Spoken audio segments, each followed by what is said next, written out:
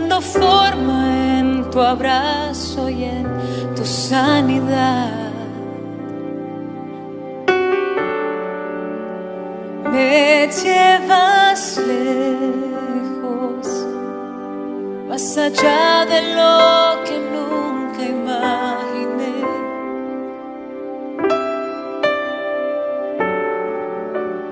En mi desierto te encontré.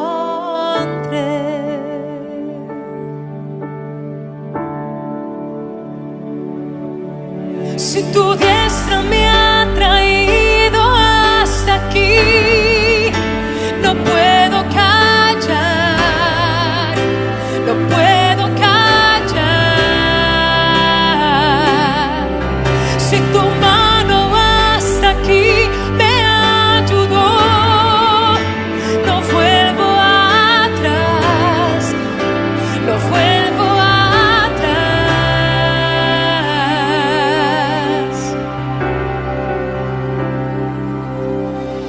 Canto una alabanza sin igual, pues el desierto me ha enseñado tu fidelidad. He visto muy de cerca mi fragilidad, tomando forma en tu abrazo y en tu sanidad. Me llevas lejos, me llevas lejos, más allá de lo que nunca imaginé. Oh, dilo: en mi desierto te encontré.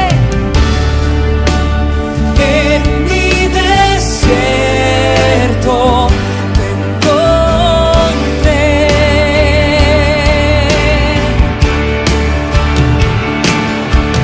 Si tu diestra me ha traído hasta aquí, no puedo callar, no puedo callar.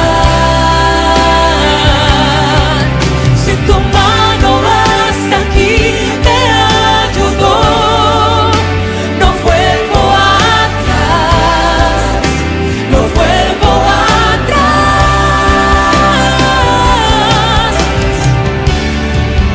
Camino a la luz de tu amor. Tuyo soy, tu sangre me limpió y me compró. No vuelvo atrás, no vuelvo atrás. Si tu diestra me ha traído hasta aquí, no puedo callar, no puedo callar. Si tu mano hasta aquí me ayudó, no vuelvo atrás, no vuelvo atrás.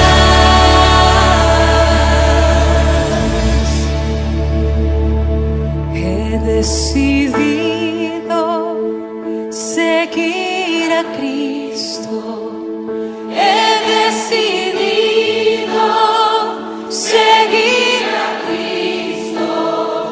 He decidido seguir a Cristo. No vuelvo atrás, no vuelvo atrás. La cruz está ante mí. La cruz está ante mí, el mundo atrás quedó. La cruz está ante mí, el mundo atrás quedó. La cruz está ante mí, el mundo atrás quedó. No vuelvo atrás, no vuelvo atrás. No volveremos atrás, te escogemos a ti, Señor. Yo te seguiré. Si tú Hermanos, bienvenidos a nuestra clase de Juan, la formación de discípulos. Estamos en eso, ¿verdad? Así es, Maestra, buenas tardes. Buenas tardes, hermanos. Es que andamos un poquito con tantos cursos que estamos ahorita acercándonos, ya no sabemos ni en cuál andamos. Estamos en la Así metodología. que, bueno, estamos en Juan, formación de discípulos. Es realmente, ustedes van a ver lo que tenemos ahora preparado para ustedes. Estamos analizando de los 7 medios con los cuales el Señor nos purifica, 7 medios de purificación. Y vamos a disponernos para abrir el corazón y el alma a la enseñanza de esta tarde. Cierra un momento tus ojos. Vamos a tomar conciencia de que el Señor está presente de nosotros, con nosotros. Dile al Señor: Señor, conéctate conmigo.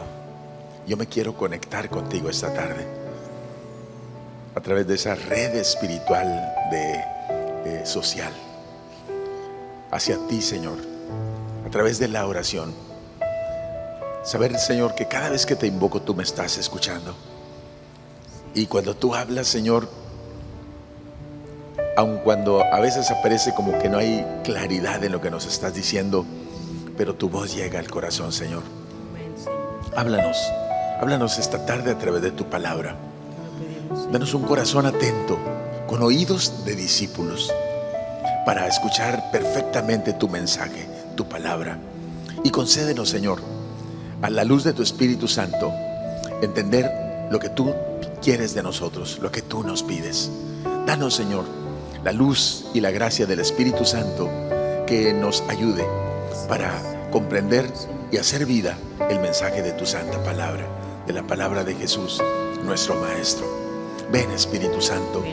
Ven, Espíritu Santo, ven al corazón y condúcenos y guíanos. Ven, Espíritu Santo, ven a habitar en el corazón de cada uno de nosotros. Y con tu gracia, Espíritu Santo, permítenos contemplar el rostro de Dios. Alabado seas, Señor. Bendito y alabado seas. Amén y amén. Vamos a invocar a nuestra Madre, Madre Santísima. Sabemos que siempre estás lista para acompañarnos, para interceder por nosotros. Hoy queremos decirte lo que te decimos cada vez que oramos con el Ave María: ruega por nosotros, pecadores, ahora y en la hora de nuestra muerte. Madre, ruega a Jesús por nosotros. Pídele y preséntale nuestras vidas, nuestra necesidad, la urgente necesidad que tenemos de que nos auxilie para que el mensaje llegue al corazón. Ruega por nosotros, María, que somos pecadores. Hazlo, Madre, ahora y en la hora de nuestra muerte. Amén, Amén y amén. Amén. Pues buenas tardes nuevamente a todos. Nuevamente, Maestra Julieta, buenas tardes. Buenas tardes, Padre. Buenas tardes, hermanos. Listos para escuchar este tema de la metodología de Jesús. Amén, amén. Y sí, pues activamos nuestra área espiritual, pero necesitamos también activar nuestra área intelectual, los hemisferios cerebrales. Anita ya está con nosotros, como todas las tardes. Bienvenida. Buenas tardes, Anita. Pásale. A ver, Anita, buenas tardes, Anita. Bienvenida. Lista para ponernos en acción. Y usted, hermano, ya está listo ahí en su casa. Póngase de pie porque vamos a reactivar nuestros hemisferios para que estén alerta a la palabra de Dios, estén despiertos. ¿Y cuál comenzamos? Ok, es un círculo en nuestro estomaguito, así como que lo estamos sobando, suavecito, suavecito. Y el otro en la cabeza, al revés. O sea, la mano derecha circula a la derecha y la mano izquierda al lado contrario. Le damos círculo, 1, 2, 3, 4, 5, cambiamos de mano. O cambiamos la mano, a ver si se puede, ándale. Y al lado contrario, la mano izquierda va a circular, ¿qué será? A la izquierda, y la derecha pues al lado contrario. ¿Sí quedó? ¿Cuál es el otro, Anita? Vamos el círculo de la mano derecha hacia el frente y la mano izquierda al contrario. Ahora vamos a ver si podemos conectar. Que son nosotros 4P. Dale, 1, 2, 3, 4, 5, 6, 7, 8. Al revés. 1, 2, 3, 4, 5, 6, 7, 8. Perfecto, gracias, Anita. Espero que lo haya hecho mi hermano, porque yo sí me cuatrapié. Hay que coordinar, me falta un poquito de eso. Ok, pues vamos a retomar el tema que estábamos viendo la clase pasada. Y recuerden ustedes que en la última cena pues encontramos precisamente la metodología que Jesús usó para formar a sus discípulos. Y los estábamos viendo a través de estas 7 luces, y ya vimos la primera luz, que es tomó el pan en sus manos y luego lo bendijo, y estamos en la tercera luz, que es lo partió. Y pues en esta tercera luz que ha estado un poquito grande, porque el Señor nos va a mostrar 7 medios de purificación. Veíamos en esta tercera luz que se refiere al Señor. El Señor parte el pan, y partir el pan significa que nos va a purificar. Y veíamos que nos purifica porque lo necesitamos o por la misión que nos tiene reservada, por 2 razones. Y ya vimos el primer medio de purificación, que fue la persecución del mundo, y la segunda persecución, que es la persecución de los buenos, de los que se creen buenos y que entonces nos critican, nos persiguen. Y ahora vamos a ver la tercer medio de purificación, que es el fracaso. El fracaso, para no depender del éxito y sino reconocer que sin Dios nada podemos hacer. Dice el Salmo 127 que si el Señor no construye el edificio, en vano se fatigan los obreros. Si el Señor no protege la ciudad, en vano monta guardia y centinela. En vano te levantas tan temprano y te cuestas tan tarde, y el procurar el pan tanto te afanas, cuando el Señor colma en el sueño a sus amigos.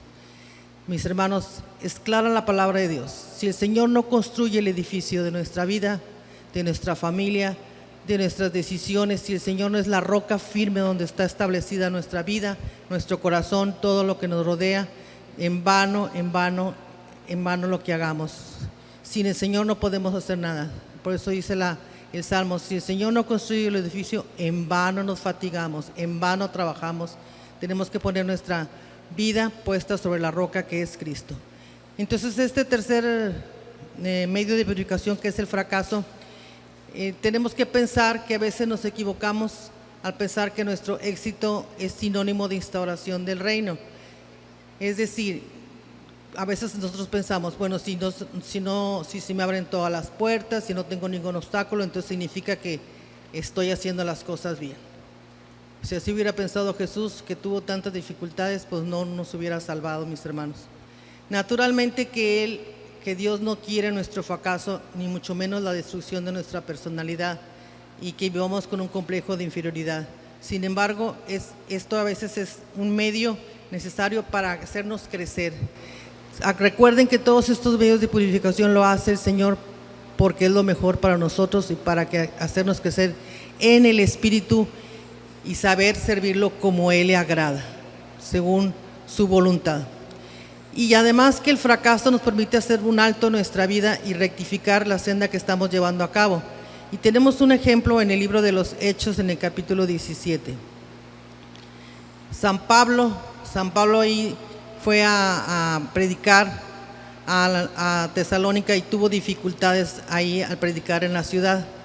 Fíjese que él llegó a la sinagoga a dar esta buena noticia. Estaba empezando a predicar San Pablo después de su conversión, y tuvo dificultades ahí porque había unos judíos incrédulos que organizaron un alboroto ahí en la ciudad, acusando a Pablo ante las autoridades, diciendo: nos viene a afirmar que hay otro rey que se llama Jesús. Entonces, ¿qué hizo Pablo? Tuvo que salir huyendo de la ciudad, y pues los hermanos se encargaron de pagar la fianza por él, pero tuvo que salir huyendo. No fue el único fracaso que tuvo ahí San Pablo cuando fue a predicar a la ciudad de Tesalónica, sino también fue a Atenas. Atenas, que era una ciudad llena de ídolos, y también San Pablo entra a la sinagoga y empieza a predicar y empieza a hablarles, porque acuérdense que San Pablo pues tenía facilidad de palabra, un hombre muy inteligente, muy sabio, conocedor de las Escrituras. Acuérdense que él presumía que era fariseo, hijo de fariseos, discípulo de Gamaliel. Y entonces empieza a predicar ahí en la sinagoga y les dice: veo que son hombres muy religiosos. Les empieza a hablar ahí a la gente: veo que son hombres muy religiosos, y al recorrer la ciudad y contemplar sus monumentos sagrados, he encontrado un altar que está grabado al Dios desconocido. Pues precisamente yo vengo a anunciarles lo que adoran sin conocerles, dice San Pablo. ¿Cuál fue la reacción de esta gente que lo estaba escuchando en la sinagoga en Atenas? Pues fue una reacción de indiferencia. De perdido, los de Tesalónica pues reaccionaron enojados, pero esto fue una total indiferencia. Su mensaje en el Areópago no despertó ni interés ni oposición. Simplemente ellos no le hicieron caso a lo que dijo, le dijeron: este es un charlatán. Y peor tantito, cuando habló sobre la resurrección, la reacción de ellos fue: ¿sabes qué, Pablito? En otra ocasión te escuchamos, ahorita no. O sea, fue una total indiferencia lo que sufrió San Pablo, otra vez otro fracaso en Atenas. Sin embargo, mis hermanos, este fracaso que experimentó San Pablo lo hizo rectificar el camino que estaba llevando a cabo en su misión de predicar, porque después vamos a ver en su segundo viaje misionero de San Pablo a los Corintios, en los primeros capítulos menciona el cambio de estrategia que hizo San Pablo en sus predicaciones. Y así encontramos en Primera de Corintios, capítulo 2, versículos del 1 al 2. Primera de Corintios 2, del 1 al 2, dice: así que, hermanos, cuando fui a vosotros para anunciaros el testimonio de Dios, no fui con excelencia de palabras o de sabiduría, pues me propuse no saber entre vosotros cosa alguna, sino a Jesucristo y sino a este crucificado. Palabra de Dios. Fíjense San Pablo lo que está diciendo: cambio de estrategia, no vine con excelencia de palabras, no vine con sabiduría, me propuse solamente saber y anunciar a un Cristo y a este crucificado. Ahora sí, su mensaje se centró en lo que él debía de anunciar, a un Cristo y a un Cristo crucificado. Y más adelante en el versículo 4 o 5 le dice: y ni mi palabra ni mi predicación fue con palabras persuasivas de humana sabiduría, sino con demostración del Espíritu y de poder, para que vuestra fe no esté fundada en la sabiduría de los hombres, sino en el poder de Dios. Había aprendido de la lección San Pablo, y él está diciendo: no fui a persuadirlos con la humana sabiduría. Se dio cuenta que la palabra de Dios, para predicarla con poder y con unción, es necesario que es el Espíritu Santo el que la unja. Y solamente a través del poder del Espíritu Santo podemos nosotros predicar con poder y con gran poder. Entonces el fracaso nos permite hacer un alto en nuestro camino, mis hermanos, y rectificar la senda que llevamos. Y darnos cuenta que sin Dios pues no podemos hacer nada. San Pablo se dio cuenta que necesitaba al Espíritu Santo para predicar con poder. Porque trabajamos por un objetivo, mis hermanos, no por un resultado. Por otro lado, pues, el fracaso nos ofrece una maravillosa oportunidad de mostrar que trabajamos no por los frutos, sino por la misión que se nos ha encomendado. El Señor te manda a predicar, Él te encarga una misión y tú simplemente te toca realizarla. Él es el que se encarga de los frutos, porque Él es el que es su obra de Él. Es obra de Dios y solo Dios, Él sabe cómo hacer las cosas. Nosotros solamente tenemos que ser instrumentos dóciles. Porque si vemos la Biblia, cuando Jesús envió a sus discípulos en esta gran comisión, no dijo: vayan y conviertan a las gentes. No dijo: vayan y tienes que tú que convertir. Dijo: vayan y anuncien esta buena noticia a toda la creación. Es decir, realizar una misión independientemente del éxito pastoral. No busques la aprobación, no busques a ver cuántos frutos voy a levantar, sino simplemente realizar la misión porque se te ha encomendado. Porque en el plan de Dios, pues algunos son llamados a sembrar, otros a regar y otros a recoger los frutos. Así dice su palabra. ¿De quién es la obra? Es de Dios. Nosotros nada más, a uno nos toca sembrar, a otro regar, a otro a recoger los frutos. De ninguna manera Dios quiere nuestro fracaso, mis hermanos, pero cuando las circunstancias no nos son favorables y no aparece el fruto de nuestro esfuerzo, se puede reciclar. Eso es lo maravilloso de nuestro Dios. A pesar de que tú te hayas esforzado mucho, no importa. El Señor siempre, nunca desecha lo que hagamos, sino que lo recicla, lo utiliza. ¿Por qué? Porque Él quiere hacernos crecer en nuestra fe y en nuestra esperanza, mis hermanos. Eso es lo que el Señor quiere en nuestras vidas. Que confiemos y dependamos absolutamente de Él. Tú haz tu mejor esfuerzo cuando el Señor te envía una misión, cuando te confíe un ministerio. Haz tu mejor esfuerzo, el Señor se encarga de los demás. Que hubo éxito, que bueno, a lo mejor tú no lo ves de momento, pero el Señor es el dueño de la siembra y Él sabe cuándo vas a dar fruto esa semilla que tú has sembrado. Lo importante es que el Señor quiere hacernos crecer en la fe y en la esperanza por sobre todas las cosas en el Señor. Así nos damos cuenta, mis hermanos, y te das cuenta y te rindes cuando dices, pues esto es obra del Señor, no es obra nuestra. Es gracia de Dios, es gracias al poder del Espíritu Santo que se manifieste el poder y la misericordia del Señor. Y pues por otro lado, los fracasos siempre son una antesala de éxitos mayores. Así que lo que cuenta es que no lo que trabajamos, sino que el Señor nos trabaja a nosotros. En esta etapa, el Señor es el que nos está trabajando a nosotros a través del fracaso, para que nosotros crezcamos en el Señor y permanezcamos fieles a Él en este llamado. Si tú sientes la seguridad que el Señor te llamó a un ministerio, siente la seguridad que el Señor te llamó, no importa lo que pase, mi hermano. Lo importante es permanecer sirviéndole al Señor, pase lo que pase, confiando solamente en su amor y su misericordia, sabiendo que Él tiene el control de nuestras vidas y de la obra que Él mismo ha realizado. Amén. Así es que, mi hermano, no te rindas. Yo pensaba, ¿cuántas veces nos sentimos que hemos fracasado como madres o padres, como esposo, como esposa, como hijos? A veces a lo mejor nos sentimos fracasados en nuestra realización personal, en nuestro trabajo. Yo te invito a que no te rindas, mi hermano. Sigue adelante, confía en el Señor, cree en el Señor, porque siempre después de un fracaso viene un éxito mayor. El Señor está obrando en tu vida. El Señor tiene control de nuestras vidas. Y si tú estás confiando, orando al Señor por salir adelante en esa misión, en esa comisión que el Señor te ha dado como madre, como padre, como servidor en la iglesia, confía en el Señor que la obra es de Él. Y hay una máxima maravillosa que nos da la teoría del constructivismo de Jean Piaget, que dice, se aprende de los errores y con los errores. Y de veras, mi hermano, ojalá y nosotros en cada situación y circunstancia en la que nos hemos sentido fracasados, desilusionados de nosotros mismos, pensemos y aprendamos de ese error para no volverlo a cometer. Yo le decía a mis alumnos, porque a veces tenemos miedo de hacer las cosas en el área de matemáticas, decía, es que no puedo, es que no sirvo para eso. Haz el intento, hazlo aunque te equivoques, porque cuando te equivoques vas a aprender. Y en la vida, mis hermanos, es algo semejante. Se aprende de los errores y con los errores. Es la única manera de seguir adelante pensando y confiando solamente en la misericordia y en la providencia de Dios Padre, que tiene el control de nuestras vidas, pase lo que pase.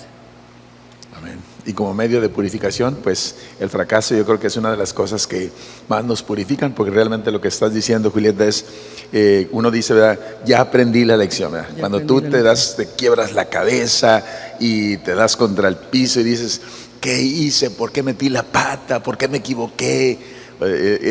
Te sientes fracasado, aprendes la lección. Bueno, hay un cuarto medio que son los problemas permanentes, que Dios los utiliza también como medio de purificación.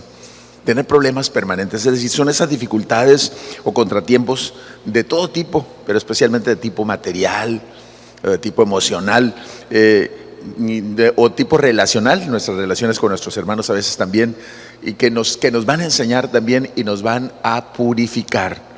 Es un medio que el Señor utiliza para purificarnos. Fíjense que hay un criterio para discernir lo que Dios quiere y lo que Dios no quiere, que a veces es un criterio equivocado. Hay mucha gente que en su oración, si tiene un proyecto, dice, lo voy a encomendar a Dios. Si no tengo ninguna dificultad, quiere decir que es de Dios. Si hay problemas, eso no es de Dios. Les quiero decir, mis hermanos, que no es cierto eso. No es un criterio bueno para discernir. Así no se discierne. En ese caso, pues Jesucristo hubiera dicho, no, pues este no es plan de Dios. Mira, me tocó una cruz. No hay problema más grande que el que Jesús se enfrentó, y Él sabía que era la voluntad de Dios. Así que eso no es una forma correcta de discernir la voluntad de Dios. Si tú tienes un proyecto y estás encontrando problemas, probablemente el Señor te está purificando para fortalecerte y para darte la capacidad de hacerlo. Recuerdo San Pablo San Pablo dice que en un momento de su vida, dice que Dios permitió que el Satanás pusiera un aguijón en su carne. Es decir, un problema allí permanente. Y dice, 3 veces le pedí al Señor que me lo quitara. Fíjense quién se lo estaba pidiendo. San Pablo, el gran apóstol de las gentes, el ejemplo y modelo para la primitiva comunidad cristiana. Y estaba de rodillas pidiéndole al Señor, Señor, por favor, quítame este aguijón. Dicen que algunos dicen que era que le daban ataques y que se apenaba mucho cuando estaba, por ejemplo, en una asamblea y de repente ¡purrum!, se caía. Y no era caída, descanso en el espíritu, sino que le estaba dando un ataque, y que ese era el aguijón que tenía en su carne. Otros dicen que era su carácter, que era muy explosivo. ¿Cuál sería ese aguijón? No nos interesa, lo que nos interesa es cómo lo manejó él. ¿Saben cómo lo manejó? Dice, le pedí al Señor, quítame este aguijón, Señor. Y no se lo quitó. Quítame este aguijón, Señor. Y no se lo quitó. Quítame este aguijón, Señor. Y no se lo quitó. Pero entonces el Señor le dijo, a través de lo que estaba pasando, le dijo, ¿sabes qué, Pablo? Te basta mi gracia. En tu debilidad vas a encontrar la fortaleza, mi fortaleza que yo te doy. ¿Cómo ven? Un problema permanente que, bueno, otra persona hubiera dicho, no, pues es que con este problema que tengo, seguro que Dios no quiere que yo sea el apóstol. Seguro que Dios no quiere que yo vaya a evangelizar a todas las gentes. Seguro que Dios no quiere que yo llegue, como era el proyecto de San Pablo, y llegué hasta España, que era los últimos rincones del mundo conocido entonces. Para ellos España era el fin del mundo. Pues Dios no quiere que yo llegue hasta allá. Y es el proyecto de Pablo. Y jamás se planteó que si Dios quería o no quería, porque tenía ese problema. Dios le dio una respuesta a tiempo a su oración. Dios no le dijo, te voy a sanar de eso. ¿Recuerdan a Moisés, el gran profeta del Antiguo Testamento? Cuando el Señor lo envía a hablar con el faraón, pues una de las cosas que pone Moisés es que era un tartamudo. Recuerden que Moisés al principio, cuando él nació, no era eso, fue un trauma que se le pegó después. Dicen que por los miedos, cuando huyó de Egipto, se quedó tan traumado que no podía hablar. Entonces cuando el Señor le dice, Moisés, ahí en la zarza ardiente, le dice, Moisés, ve a hablar con el faraón y dile que deje salir libre a mi pueblo. Moisés, entre otras cosas, un argumento que encontró para no ir fue este: Señor, ¿cómo me envías a mí si soy un tartamudo? Yo no puedo hablar bien. Bueno, no se lo dijo así como te lo estoy diciendo. Le había dicho, cese, Señor, cococó. O sea, está tartamudeando. Hasta que por fin logró decirle al Señor lo que quería decirle. El Señor fíjense, el Señor no se lo quitó lo tartamudo. Le dijo, ¿sabes qué, Moisés? Ahí está tu hermano Aarón. Cuando yo te diga algo que tiene que saber Faraón, yo te lo diré a ti y tú se lo transmites a tu hermano. Ándale. Fíjate cómo el Señor no le quitó lo tartamudo, no le quitó el problema permanente que tenía allí, sino que Dios aprovechó ese problema para que creciera en Moisés su confianza en Dios. Él fue con ese problema que tenía. Así que no es un criterio decir, si no tengo problemas, es señal de que Dios quiere que vaya. No. A lo mejor es que si tienes problemas, es la señal, ¿verdad? Así que son otros los criterios para discernir la voluntad de Dios. Dicen que, por ejemplo, hay tres criterios para discernir la voluntad de Dios. Primero, el hecho de que glorifique a Dios. Que lo que tú tengas que hacer, aunque tengas muchos problemas, le dé gloria a Dios. Que glorifique al Señor. A lo mejor, por ejemplo, tú recibes la misión de que tengo que construir, o tengo que, sí, construir una comunidad. Y tú encuentras 1000 problemas, te inventan falsos, te dicen cosas, te atacan. Y tú dices y le preguntas al Señor, Señor, ¿no será que no quieres que yo haga eso? Más bien, si ya tenía la convicción de que tenías que hacerlo, pues es la misión que tienes. Entonces, ¿te glorifica, Señor? Sí me glorifica. lo sigo haciendo aunque tenga ese problema. Segundo criterio, ¿edifica a mis hermanos? ¿Lo que estoy haciendo les hace crecer en la fe, en el amor al prójimo, en el amor a Dios? ¿Les edifica? Aunque tenga yo problemas, es un segundo criterio, que es, le da gloria a Dios y glorifica y edifica a mis hermanos. Y tercero, ese es interior. A pesar de que tengo muchos problemas exteriores, la paz de Dios está en mi corazón.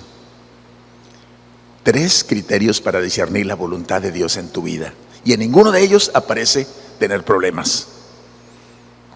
Así que los problemas hay que incluirlos, porque son un medio de purificación del Señor. Pues realmente Jesús nunca nos engañó que todo sería fácil. Recuerdan ustedes que Jesús nos dijo: hey, el camino es estrecho, la puerta de entrada es angosta, hay que esforzarse, hay que hacerse fuerza contra sí mismos para entrar. Porque si tú quieres ir por la vereda, la supercarretera, pues es muy fácil, pero ese no es el camino de Dios. Vas a encontrar siempre piedras en el camino, vas a encontrar dificultades para caminar. Ese es el camino del Señor. Pues realmente los problemas es parte que va integrando también el proceso para ser bien formados como discípulos de Jesús. Pues realmente el Señor no nos evita los obstáculos, los problemas. Él mismo nos avisa que vamos a tenerlos. Recuerden lo que dice en Juan 16:33, dice el Señor: en el mundo ustedes tendrán tribulaciones. O sea, no le está diciendo, no les va a ir bien en todo, no van a tener ningún problema. Les dice, van a tener tribulaciones, pero ánimo, yo he vencido al mundo.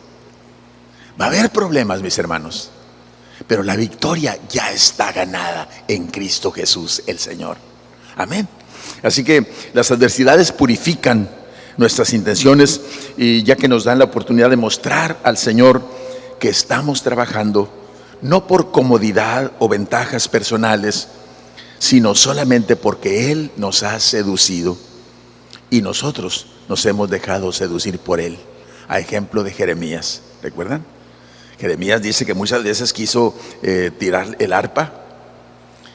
Le dije al Señor: ya, hasta aquí, Señor, ya no predicaré más, ya no hablaré más en tu nombre. Pero había un fuego en mis huesos que me quemaba, y no pude dejar de cumplir la misión que el Señor me encomendaba. Jeremías tuvo muchísimos problemas. Bueno, escribió un libro de todos los problemas que tenía. Se llama Las Lamentaciones. Imagínense ustedes de qué se tratará. Dicen que ese libro está parece como que le llovió sobre las pastas. Son las lágrimas de Jeremías. Se llama Las Lamentaciones de Jeremías. Así que tuvo muchísimos problemas, pero fue un hombre que se dejó moldear como barro en las manos del alfarero. Realmente un hombre con muchos problemas. Lo persiguieron, lo metieron preso, lo azotaron, lo despreciaron, lo ningunearon, pero él permanecía firme ahí, porque decía: Señor, hay un enamoramiento en mí, alguien me sedujo, y ese eres tú, y yo me dejé seducir por ti, así que estoy dispuesto a enfrentar lo que sea con tal de tenerte a ti. Maravilla es eso de entender cómo tenemos que nosotros integrar los problemas y no acobardarnos, sino enfrentarlos con valentía. Pues hay algunos otros ejemplos en la Escritura. Recuerden, por ejemplo, los Macabeos. El libro de los Macabeos, que nos narran la historia de aquella familia, que uno de ellos se llamaba Macabeo, y les heredó el nombre a todos sus hermanos, eran 7. Pues a todos ellos ya después les decían los Macabeos, a todos ellos, ¿verdad? Y ellos pues se levantaron en armas precisamente porque miraron lo que estaban haciendo en el templo. Su papá, el papá de los Macabeos, miraba lo que estaban haciendo los invasores, que estaban pues prácticamente burlándose de la fe de los judíos. Y ellos dijeron: no podemos soportar esto. se fueron a las montañas y mucha gente los siguió. Entonces dijeron, defenderemos nuestra fe.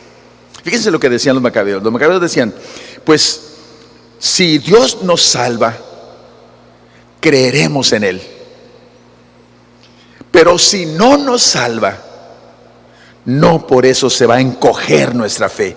Al contrario, creeremos más. Fíjense, o sea, nada que si Dios me salva de esta, pues es que ya me está salvando de todos los problemas, por eso creo tanto en Él. No. Así, a veces somos así, ¿verdad?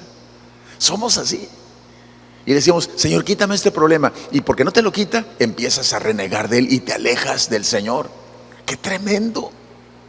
¡Qué tremendo! Cuando tú dices, no, pues es que le pedí a Dios esto y no me lo concedió. Yo tenía mucho dolor y me separé del Señor. ¿Tú crees que es justo eso? El ejemplo de los macabeos es maravilloso, ¿verdad? Si Dios nos salva, vamos a creer en Él. Pero si no nos salva, creeremos más todavía. ¿Por qué? Porque la fe es aceptar lo que no ves. Cuando te ves inmerso en 1000 problemas y tú clamas a Dios y parece como que Dios no te escucha, Dios te está probando en la fe, como el oro en el crisol. Y Dios quiere que tú permanezcas creyendo en Él a pesar de que el problema subsiste. Por eso se llama este número, pues los problemas permanentes, ¿verdad? Bueno, pues Habacuc, en la última frase de su libro, del libro de Habacuc, fíjense lo que dice para que veamos la experiencia que tenía este profeta. Dice, aunque la higuera no eche yemas, ni nada se pudiera recoger en la viña, es decir, no tiene uvas, aunque los campos no dieran ya alimento, a pesar de todo, yo exultaré a mi Señor.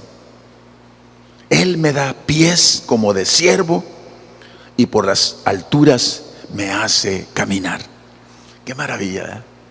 No importa si ya no hay cosecha, si ya no hay uvas en la vid, si ya no hay higos en la higuera, si ya no hay alimento en los campos, yo seguiré alabando a mi Dios.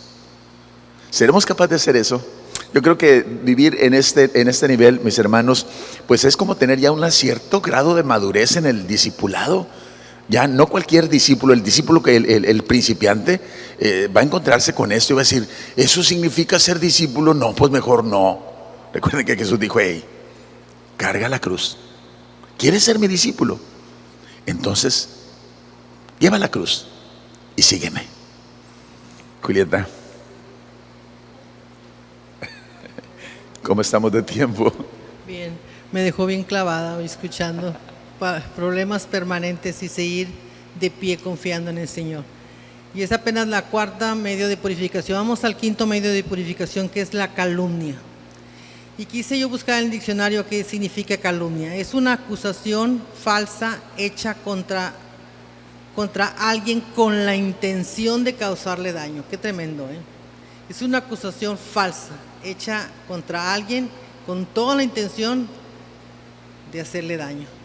Y dice la palabra de Dios en Mateo 5:11, felices ustedes cuando por causa mía, subrayo, felices ustedes cuando por causa mía los insulten, los persigan y le levanten toda clase de calumnias. Alégrense y muéstrense contentos porque será grande su recompensa en el cielo. Pues bien saben que así persiguieron a los profetas que vivieron antes que ustedes. Palabra de Dios. Felices cuando los persigan, cuando los insulten, cuando les levanten toda clase de calumnias por causa de Cristo, mis hermanos. Hay que aclarar ese punto. Yo creo que en este punto todos hemos tenido esa dura experiencia, ¿verdad?, de ser malinterpretados, de ser condenados por algo que no hicimos o dijimos. Y lo que más duele es cuando la calumnia te la ha hecho alguien cercano, alguien que tú amas, alguien que no esperabas, de tu propia sangre o de tus propios hermanos de comunidad. Es cuando más duele, cuando sabes que te calumniaron, que te levantaron falso, que dijeron algo que no es cierto. Y cuántas veces nuestras autoridades religiosas también han creído más en los anónimos que nosotros mismos, y han tergiversado nuestras intenciones y han supuesto ruines motivaciones de parte nuestra. Yo recuerdo en un lugar de la Patagonia Cuando iniciaba la renovación en ese lugar de la Patagonia, éramos un grupo pequeño que estábamos reuniéndonos con pequeños grupos de oración. Y pues nos mandaron llamar a la autoridad religiosa y nos ha corrido y nos ha dicho, y nos corrieron de la iglesia porque empezaba la redención carismática, que al principio pues sí hubo mucha oposición y persecución. Y yo recuerdo que nos fuimos todo el grupo a mi casa, se reunieron ahí, estábamos en el patio, unos enojados, otros llorando, otros diciendo, pero ¿por qué? Si queremos servir al Señor no nos dejan, y todos quejándonos y enojados y molestos. Cuando aquí aparece mi esposo que estaba en la sala y dice, pues no dicen ustedes que dice la palabra, alégrense y muéstrense contentos porque será grande su recompensa en el cielo. Ponla, nos puso un tapón en la boca. Felices. Lo primero que hacemos cuando nos persiguen o hablan de nosotros es defendernos, ¿verdad? Lo peor de todo es cuando vemos que Dios calla. El silencio de Dios parece cómplice de la injusticia, parece cómplice de la mentira. Entonces sí, como nos pasó esta vez, desde el fondo de nuestro corazón, pues le gritamos y le reclamamos de alguna manera al Señor, ¿por qué me has abandonado? ¿Por qué permites que se pisotee el derecho y la justicia? Que no te importa, que no eres capaz de defender, no te importa que nos traten mal a nosotros, los tuyos, y Dios sigue en silencio. Pareciera que Él fuera cómplice de esa situación que está pasando, no lo entendemos. ¿Y cuántas veces nos ha venido la tentación de renunciar? Muchas veces me ha venido a mí la tentación de decir, hasta aquí, ya no sigo, ¿qué necesidad tengo? ¿Cuántas veces nos ha venido esa tentación, mis hermanos, de renunciar a nuestro trabajo pastoral, o por lo menos defendernos con todo el peso de la ley porque decimos, es que estoy defendiendo mi verdad y me están acusando de algo que no hice? Esa es la reacción que nosotros tenemos cuando no comprendemos que es parte de la purificación que el Señor permite en nuestras vidas a los que queremos seguir sus huellas, mis hermanos. Y vemos cómo en la Biblia, pues también los profetas tuvieron esa tentación. Moisés, por ejemplo, trató de hacerlo cuando le dijo a Moisés, ¿para qué sacaste a tu pueblo de Egipto donde tenía pan y agua? Que no había suficientes tumbas en el país de los faraones para que nos hayas hecho venir a este ingrato desierto para ser pasto de las aves de rapiña. ¿Qué van a decir los demás pueblos? Que no eres capaz de salvar a los tuyos. Le estaba reclamando Moisés al Señor, aparecerás como un Dios incapaz de hacer nada por su pueblo. ¿Quién querrá seguirte? ¿Quién va a creer en ti si mira lo que permites que se haga con tu pueblo? Y todavía le decimos, sálvanos, Señor, por honor de tu nombre. Y Moisés lo que estaba haciendo es trataba de chantajearlo, como a veces nosotros también queremos chantajear a nuestro Dios, queriendo que haga lo que nosotros pensamos que es correcto. Y le hacía ver cómo su santo nombre pues iba a ser profanado entre todas las naciones. Y Dios guarda silencio. Dios es capaz de sacrificar su gloria con tal de llevar a cabo y de seguir adelante con la purificación de los suyos. Y este aspecto es tremendo, mis hermanos, porque Dios nos ama tanto, mis hermanos, que corre el riesgo de perder su prestigio delante de todo el mundo. No le importa, Él quiere hacernos criaturas nuevas y no le importa ser malinterpretado, no le importa que hablen de Él mal. Qué tremendo, qué tremendo cuánto nos ama Dios, que no le importa que pensemos mal de Él, porque Él tiene un plan perfecto de amor para nosotros que a veces no lo entendemos cuando nos viene esta persecución de la calumnia. Y la pregunta es, ¿tú estás dispuesto a perder tu reputación? Cuando te critican, ¿estás dispuesto a perderla? ¿Estás dispuesto a que nuestra imagen sea derrumbada a través de este medio de purificación como lo hizo el Señor? Pues ciertamente nos debe de quedar bien claro, mis hermanos, que no quiere Dios nuestro sufrimiento, sino nuestra purificación, aunque a veces esta sea dolorosa. Pero el Señor nunca va a permitir más de lo que no podamos soportar, porque Él nos ama demasiado, mis hermanos.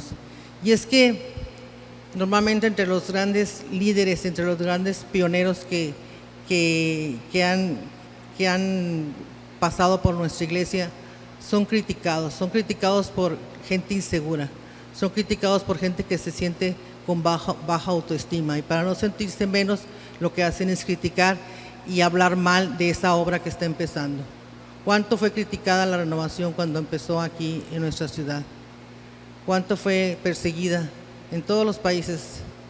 Y esto es parte de lo que el Señor permite, porque solo al árbol que tiene frutos, pues se le tiran piedras. Así que si te ladran, como decía Sancho Panza, es que vas caminando. Si te tiran piedras, es que tienes un árbol con frutos y el Señor está de tu lado, mis hermanos.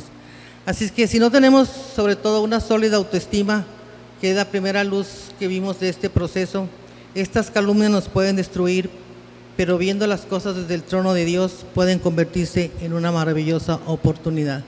Yo comprendí esto cuando a mí me levantaron una calumnia, o me han levantado varias, ya no me acuerdo, gracias a Dios.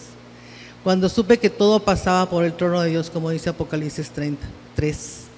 Cuando leí, si te decides servir al Señor, prepara tu alma para la prueba, porque así como se purifica el oro en el crisol, serán humillados los que le siguen al Señor. Y yo dije, y comprendí, y el Señor me iluminó que eso que había pasado, Él lo permitió. No es tanto la persona, no agarres coraje con la persona, porque el Señor, allá en el trono de Dios, pasó por su trono y le dio palomita. Dijo, adelante, levántenle esta calumnia a Julieta. Él lo aprobó. ¿Y por qué? Porque me faltaba humildad. El Señor sabe lo que necesitamos, mis hermanos, y Él quiere convertirnos en una obra maravillosa en nuestras vidas.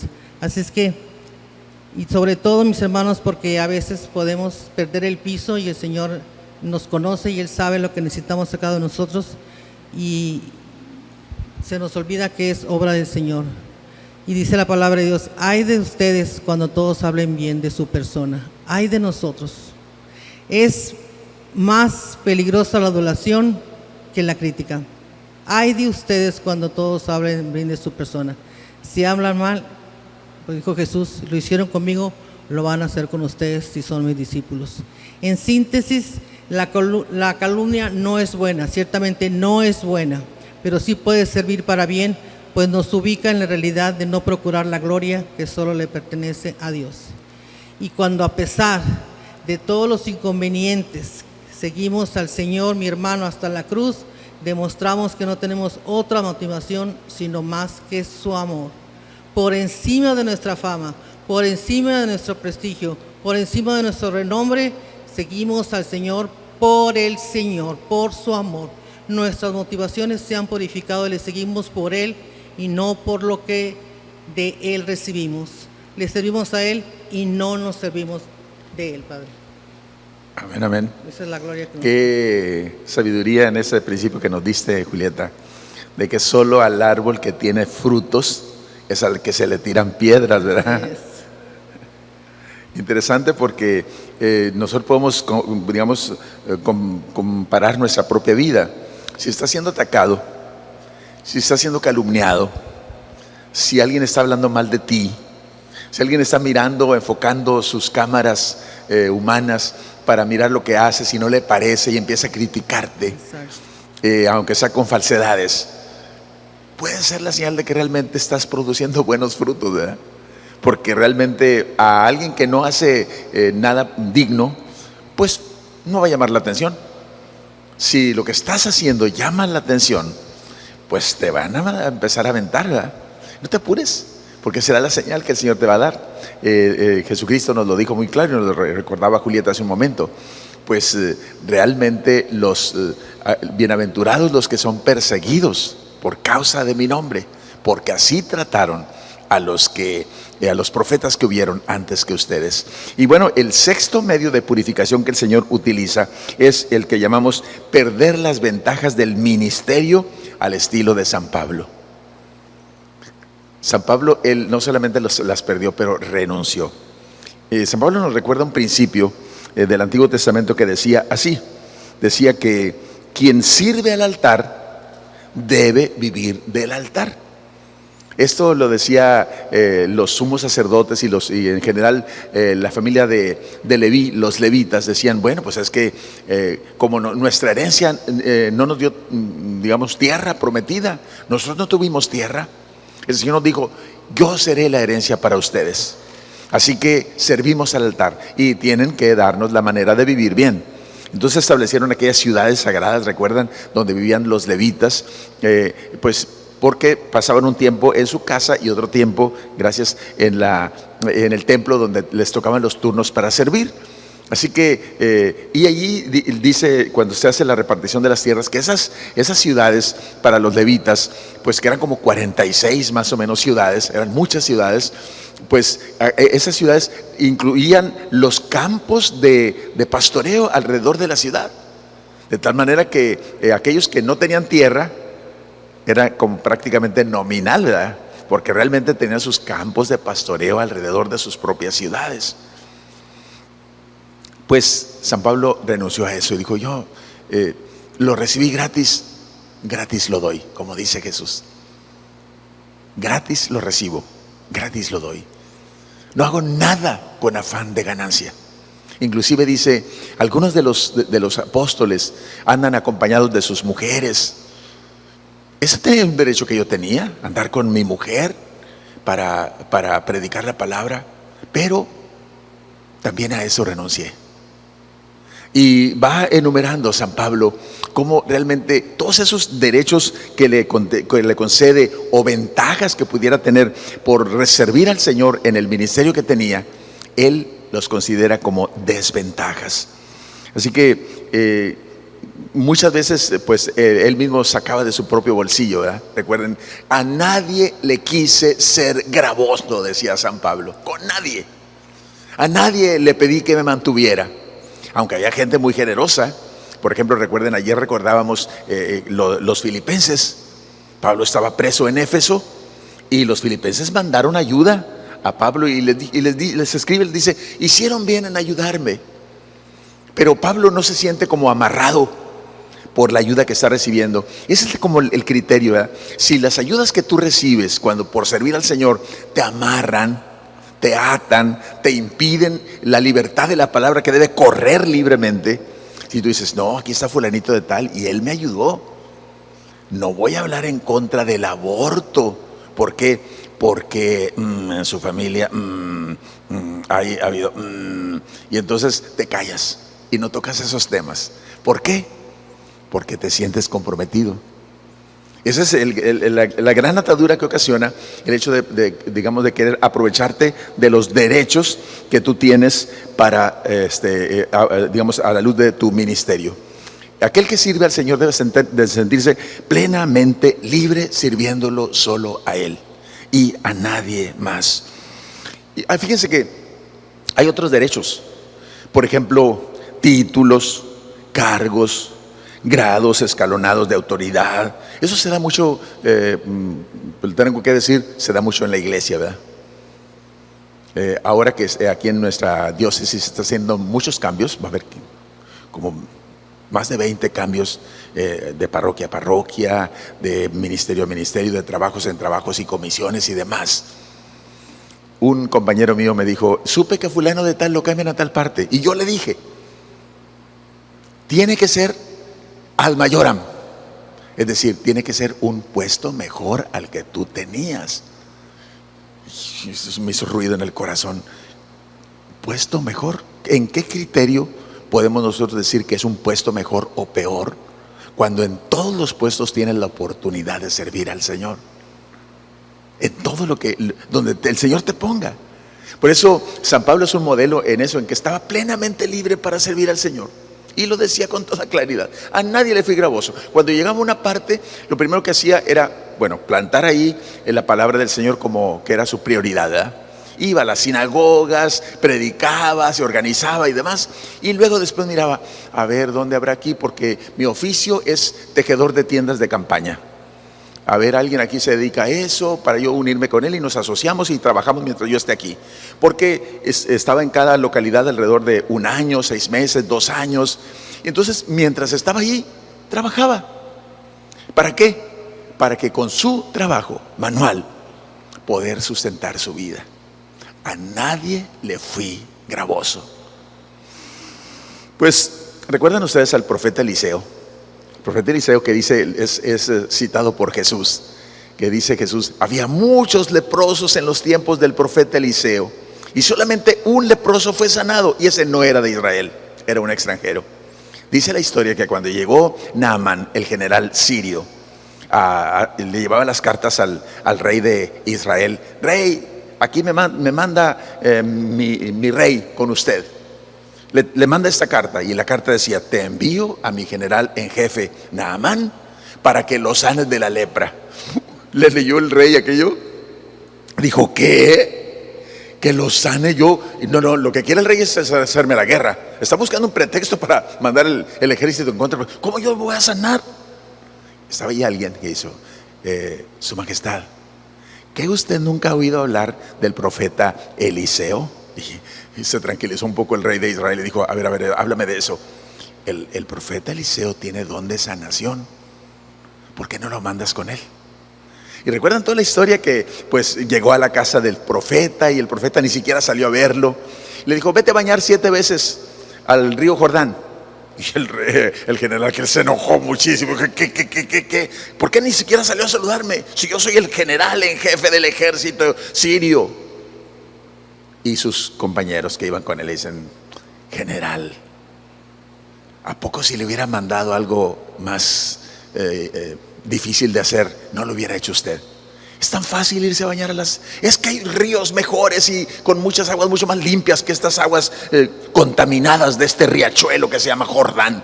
Yo pudiera haberme ido a bañar a mis ríos maravillosos que tenemos allá en Siria. No, hazlo. Dijo: está bueno. Va un día y otro día, y al 7º día, dice la palabra, que salió totalmente limpio. Dice que la piel parecía como de un niño.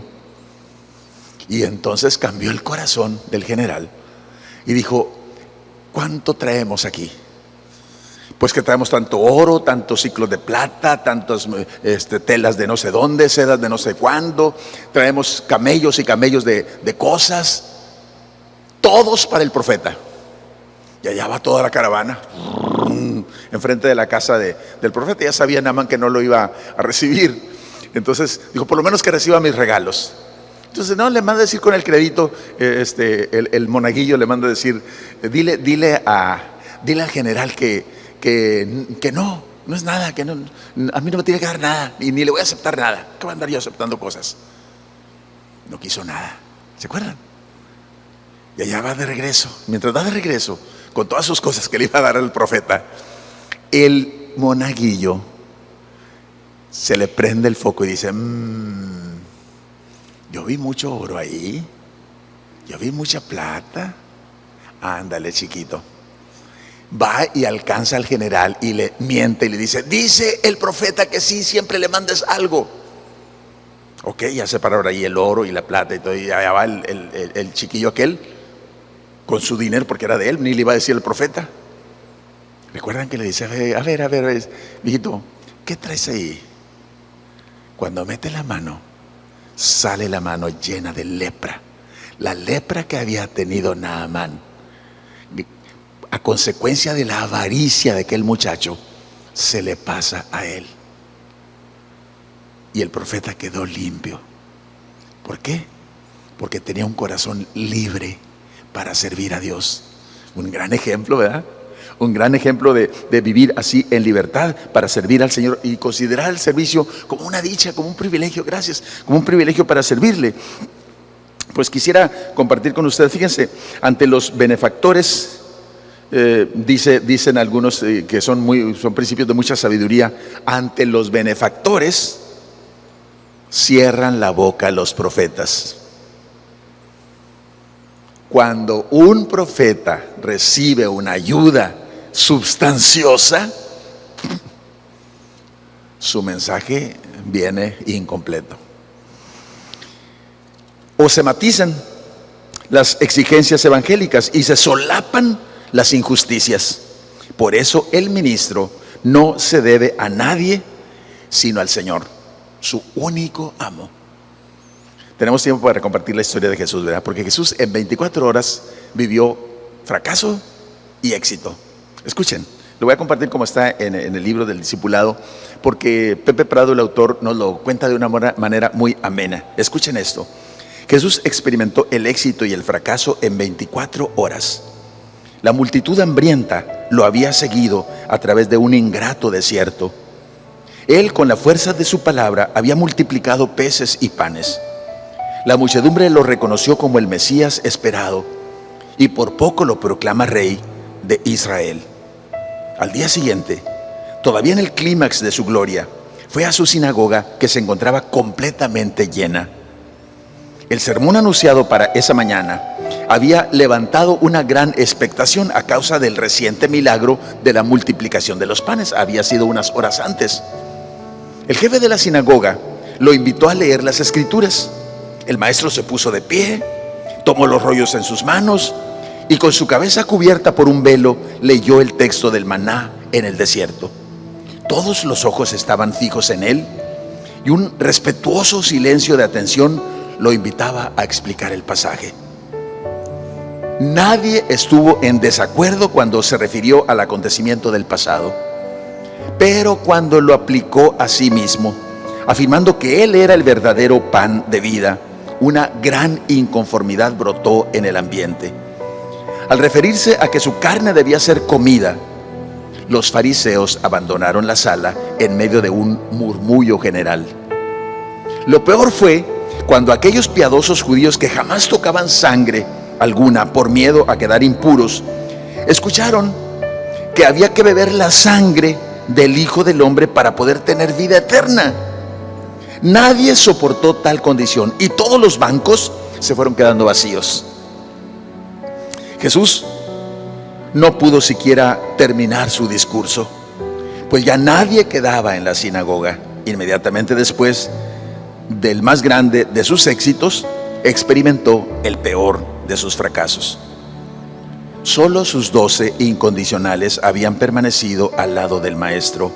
Con la cabeza clavada en el pecho, compartían la vergüenza del fracaso.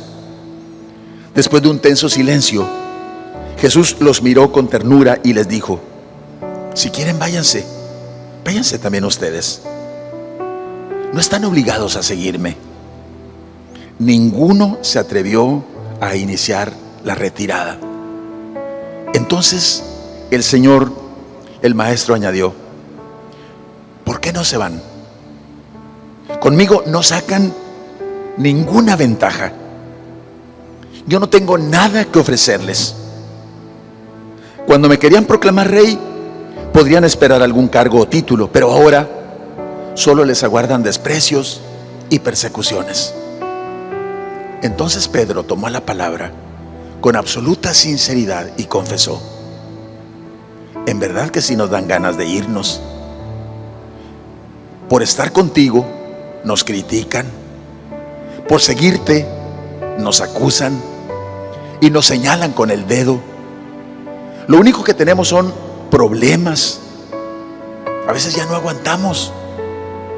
Además, por tu parte no vemos que restaures el reino, ni nos has dado nada por seguirte. Contigo no sacamos ni para el gasto. A veces hemos discutido y hemos ya pensado dejarte, pero su voz entonces se entrecortó y con un nudo en la garganta continuó: ya no tenemos a dónde ir.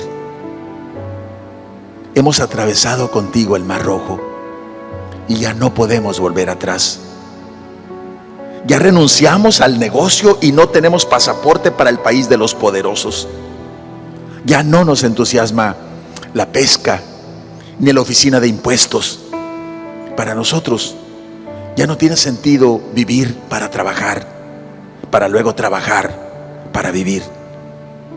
Definitivamente se nos han cerrado todas las puertas. Y aunque no tenemos ninguna ventaja por seguirte, solo te tenemos a ti. Eres lo único que nos queda.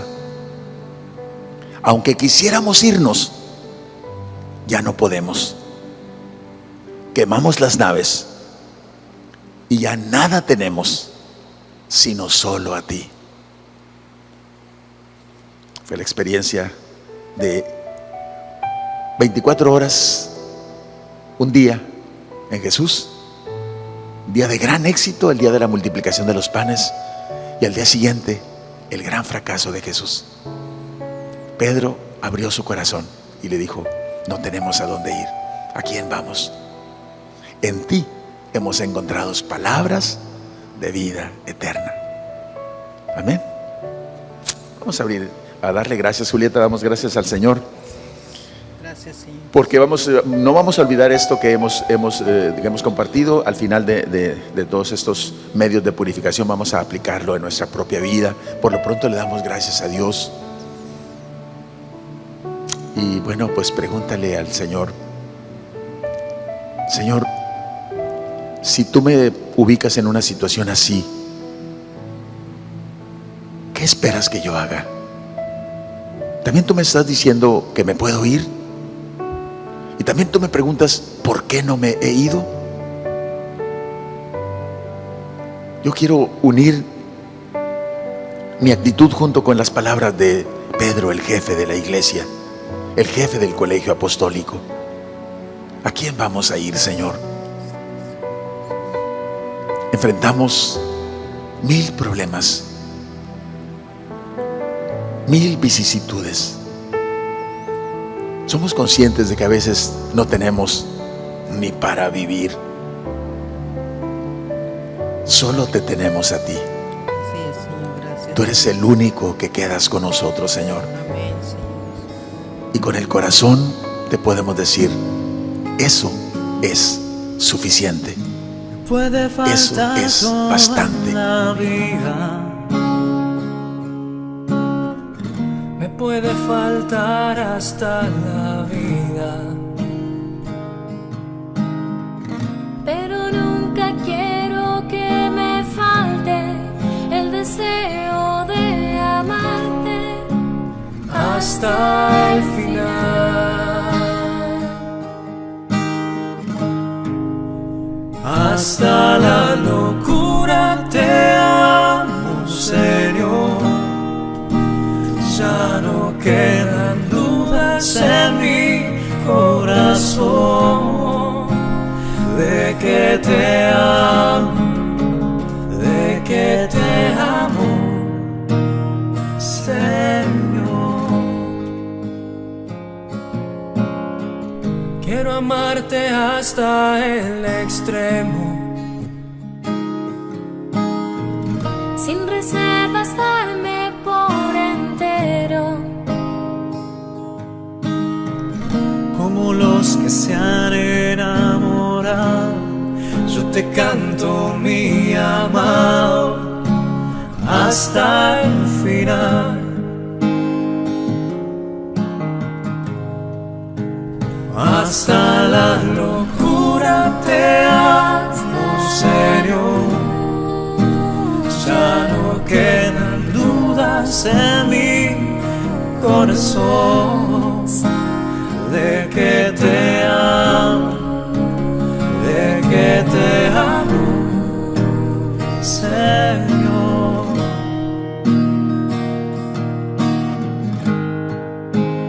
Hasta la locura te amo, Señor. Ya no quedan dudas en mi corazón de que te amo, de que te amo. Alabado seas, Señor.